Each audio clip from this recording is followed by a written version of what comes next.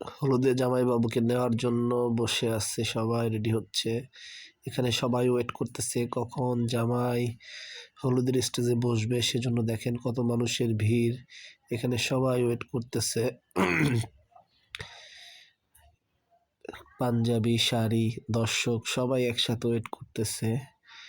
এখানে বাচ্চা, আমার মেয়ে এবং আরো ওর বান্ধবী, বোন, বন্ধু, ভাই সবাইকে নিয়ে এখানে বসে আড্ডা দিচ্ছে। সোফার সামনে একটা কার্টুন দেখা যাচ্ছে বড়। এই কার্টুনটার ভিতরে সম্ভবত কেক আমরা দেখতে পারবো। দেখেন সবাই ওয়েট করতেছে কখন জামাই আসবে। এই সুযোগে একটু নেচে নিচ্ছে মেয়েটা। দেখেন কি সুন্দর নাচতেছে। গ্রামের হলুদে এরকম দৃশ্য বহুবার দেখা যায়, যেটা আমার কাছে খুবই ভালো লেগেছিল। সবাই ওর নাচটা উপভোগ করতেছিল। সেই সুযোগে আমি একটু ভিডিও করে নিয়েছিলাম, যেটা আপনাদের সাথে শেয়ার করতে পারি। অলরেডি আমি চলে এসেছি কেকটা বের করার জন্য কার্টুন থেকে কেকটা বের করার জন্য চেষ্টা করতেছি। যে অলরেডি একটা সাইড খুলে ফেলছি। কেকটা অনেক বড় ছিল, সেজন্য ওটা খুলতে বা করতে অনেক সমস্যা হইতেছিল, যেটার কারণে আমাদের খুবই কষ্ট হয়েছে কেকটা থেকে প্যাকেটটা সরার জন্য, কারণ কেকটা অনেক বড় ছিল।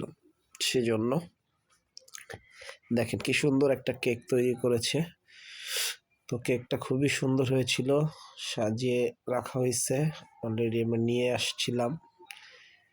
কেকটা দেখে সবাই অবাক ছিল, এত বড় কেক। সবাই বারবার বলতেছিল এত বড় কেক। বাট জামাইবাবু শখ করেছে যে একটা টি টেবিলের সমান তার কেকটা হতে হবে। তো তাই যা তার শখ, তাই শখ মেটানোর জন্য আমরা টি টেবিলের সমান একটা কেক নিয়ে চলে এসেছি। কেকটা খুবই সুন্দর ছিল দেখতে। সবাই কেক খেয়েছে, সবারই খুব ভালো লেগেছিল, যেটা খুবই ভালো ছিল। এই সামনে ছিল, দেখেন সব দর্শক বসে আছে কখন জামাইবাবুকে নিয়ে বের হবে সেজন্য। তো সেটাই আমি ঘুরে ঘুরে দেখতেছিলাম যে কখন জামাইবাবুকে নিয়ে আসবে, সেজন্য রেডি হচ্ছিল সবাই যে জামাইকে কখন নিয়ে আসবে, জামাই বসবে আর সবাই তাকে হলুদ দিবে, হলুদে মজা করবে। So already ready.